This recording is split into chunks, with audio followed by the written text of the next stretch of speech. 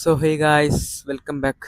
ഞാൻ നമ്മുടെ കാട്ടാള സിനിമ ആൻ്റണി പെപ്പയും ജോർജ് പൗള് ഡയറക്റ്റ് ചെയ്ത ഷരീഫ് മുഹമ്മദിൻ്റെ മെയിനായിട്ട് അതാണ് ഞാൻ ഒരു ഹൈപ്പ് കൊടുത്തത്. മാർക്കോ സിനിമ അതിൻ്റെ അത്ര ഹൈപ്പിലാണ് ഞാൻ പോയത്. പക്ഷേ അത്രയൊന്നും ഇല്ലായിരുന്നു. ഒരു സിനിമ പറ്റി പറയുകയാണെങ്കിൽ ഒരു ബിലോ ആവറേജ് പടം. എനിക്കത്ര അങ്ങോട്ട് വർക്കായില്ല. ഫൈറ്റ് സീനൊക്കെ കൊള്ളാം, ഒരുപാട് ഫൈറ്റ് സീൻ മാത്രമേ ഉള്ളൂ, സ്ക്രിപ്റ്റിംഗ് ഒന്നും ഇല്ല. ഫൈറ്റ് സീൻ മാത്രമേ ഉള്ളൂ ഇതിനകത്ത്. വേറെ ഒന്നും ഞാൻ ഒരു കഥ എന്നുള്ള രീതിയിൽ ഇമോഷനിലൊക്കെ ഉണ്ട്, പക്ഷെ എനിക്കൊന്നും ഇമോഷനൊന്നും അത്ര വർക്കായില്ല. എനിക്ക് മാത്രമാണെന്ന് പറഞ്ഞുകൂടാ. പിന്നെ എൻ്റെ ഒരു മെയിൻ ഡ്രോബാക്ക് എന്ന് പറഞ്ഞാൽ അവിടുത്തെ ഓഡിയൻസ് അത്ര കൊള്ളത്തില്ലായിരുന്നു. ഓഡിയൻസ് മൊത്തം ഭയങ്കര ശോകമായിരുന്നു. അങ്ങനെ കൈയടി അങ്ങനെയൊന്നും ഇല്ലായിരുന്നു. ജസ്റ്റ് ചുമ്മാ ഒരു ഒന്നുമില്ലെങ്കിലും അവിടെ ഓഡിയൻസ് കിട്ടുവാണെങ്കിൽ ചിലപ്പോൾ അതിനെ കൈയടിച്ച് കൂക്കൊക്കെ ഇട്ട് വിളിച്ച് വിസിലൊക്കെ അടിച്ച് ഭയങ്കര ഒരു എനർജിയിലൊന്ന് കാണാൻ പറ്റും. അങ്ങനെയും കാണാൻ പറ്റിയില്ല.